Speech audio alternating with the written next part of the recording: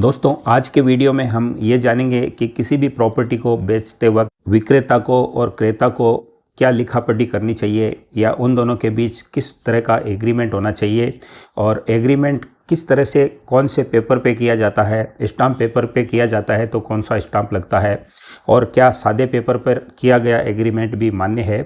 ये सारी चीज़ें इस वीडियो में आज हम देखने वाले हैं। तो सबसे पहले मैं आपको ये बता दूं दोस्तों कि किसी भी प्रॉपर्टी का लेन देन करते समय जब शुरू में कोई चीज़ बात होती है या डील होती है, डील फाइनल होती है तो शुरू में एक एग्रीमेंट बनाया जाता है और उस एग्रीमेंट में जो पेशगी अमाउंट दिया जाता है उस पेशगी अमाउंट की एंट्री होती है और 500 रुपये के स्टाम्प पर बेचान इकरारनामा नाम से एग्रीमेंट होता है, सेल एग्रीमेंट जिसको बोला जाता है। सेल एग्रीमेंट करते समय क्रेता और विक्रेता दोनों की मौजूदगी आवश्यक होती है। उनके पैन और आधार कार्ड के नंबर उसमें शो होते हैं। उनके साथ साथ दो गवाहों के साइन और फोटो भी उसमें लगते हैं। इस सेल एग्रीमेंट को आप चाहें तो नोटरी पब्लिक से नोटरी करवा सकते हैं, उनके रजिस्टर में आप एंट्री करवा सकते हैं और दोनों क्रेता और विक्रेता के सिग्नेचर फोटो और गवाहों के फोटो और सिग्नेचर नोटरी पब्लिक के रजिस्टर में करवाए जा सकते हैं। वो वैलिड है, मान्य है। लेकिन कुछ लोग दोस्तों एग्रीमेंट को रजिस्ट्रार कार्यालय में जाकर रजिस्टर्ड भी करवाते हैं। सेल एग्रीमेंट को रजिस्टर्ड भी किया जा सकता है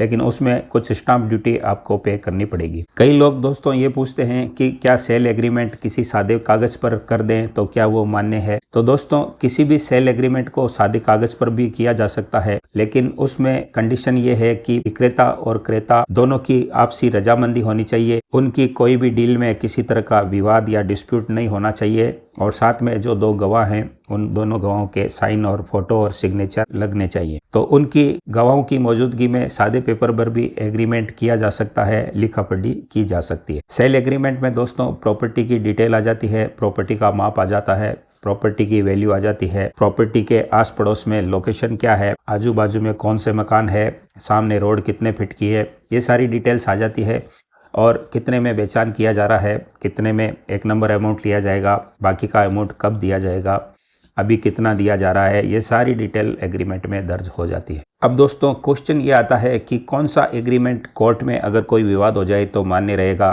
क्या जो 500 रुपये के स्टाम्प पे एग्रीमेंट किया गया है वो मान्य होगा या वो जो 500 रुपये के स्टाम्प पे एग्रीमेंट किया गया है और नोटरी पब्लिक से नोटरी कराया गया है क्या उसकी मान्यता रहेगी या सब रजिस्ट्रार के ऑफिस में जाकर जिसको रजिस्टर्ड कराया गया है उसकी मान्यता ज़्यादा रहेगी। सादे प्लेन पेपर पर जो एग्रीमेंट किया गया है उसकी कानूनी मान्यता कितनी रहेगी, वो मान्य रहेगा या नहीं रहेगा। तो इन सारे सवालों के जवाब अब मैं आपको आगे बताने वाला हूँ। तो दोस्तों इसका जवाब ये है कि किसी भी विवाद की स्थिति में या किसी भी डिस्प्यूट की स्थिति में क्रेता और विक्रेता के बीच में अगर कोई विवाद हो गया है और एक पक्ष किसी भी शर्त को मानने से इनकार करता है तो जो नोटरी पब्लिक से सत्यापित किया गया है या सब रजिस्ट्रार के पास जाकर रजिस्टर्ड कराया गया है, ये दोनों एग्रीमेंट कोर्ट में मान्य हैं। इन एग्रीमेंट से किसी भी शर्त तोड़ने वाले को चैलेंज किया जा सकता है और इसको कोर्ट में पूरी मान्यता मिलती है। अब बात आती है दोस्तों कि क्या प्लेन पेपर पर किया गया एग्रीमेंट उतना ही मान्य है,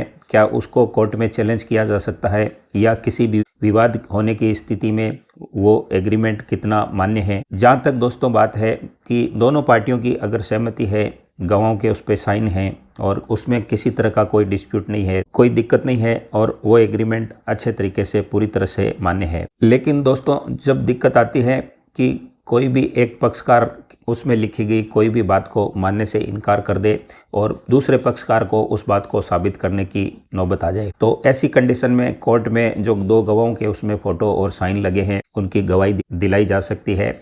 और सादे पेपर होने की वजह से भी कोर्ट में अगर उस पर लिखावट किसकी है, उसमें सिग्नेचर किसके हैं, इन सब को प्रूव करना पड़ता है। जैसे कि एग्रीमेंट किसने लिखा है उसकी सिग्नेचर और उसकी लिखा पढ़ी और उसकी राइटिंग को प्रूव करना पड़ता है और कोर्ट में हमको ये सब साबित करना पड़ता है।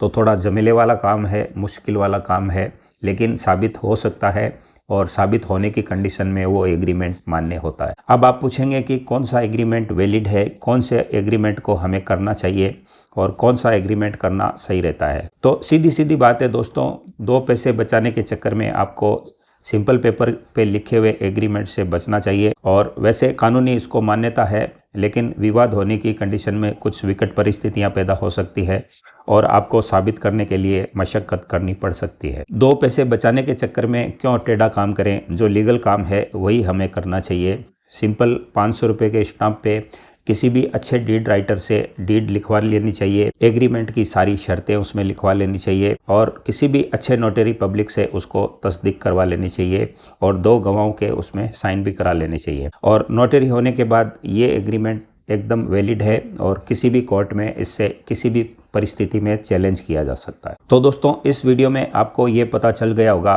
कि किसी भी प्रॉपर्टी की खरीद और बेचान करने की कंडीशन में क्रेता और विक्रेता के बीच जो एग्रीमेंट निष्पादित होता है, जो बेचान इकरारनामा निष्पादित होता है, तो उसको स्टाम्प पे भी किया जा सकता है और सादे पेपर पर भी उसको लिखा जा सकता है।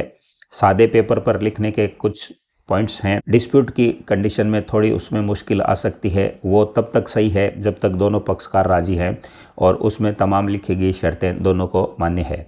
लेकिन अगर एक पक्षकार किसी भी शर्त को मानने से इनकार करता है और कोर्ट में जाने का ज़रूरत पड़ता है, तो उस कंडीशन में आपको उस पर लिखी हुई बातें साबित करनी पड़ेगी, विक्रेता के साइन आपको साबित करने पड़ेंगे, दोनों गवाहों की आपको गवाही दिलानी पड़ेगी। तो इससे बचने के लिए सीधा सीधा आप नोटरी पब्लिक से तस्दीक शुदा स्टाम्प पे एग्रीमेंट करवाइए और प्रॉपर्टी को बेचते और खरीदते समय उसमें सारी शर्तें उसमें लिखवा कर 2 गवाहों के साइन करवा कर नोटरी पब्लिक से सत्यापित करवाकर उस एग्रीमेंट को रख लीजिए। वो बिल्कुल सीधा और साफ सुथरा उपाय है। तो दोस्तों, उम्मीद करता हूँ ये वीडियो आपको पसंद आई होगी। वीडियो पसंद आई तो इसको एक लाइक करें और हमारे channel star real estate and builders को सब्सक्राइब जरूर करें और बेल आइकन जरूर दबा कर जाइए। फिर मिलते हैं इसी तरह की नॉलेजेबल वीडियो के साथ। तब तक के लिए नमस्कार। जय हिंद, जय भारत।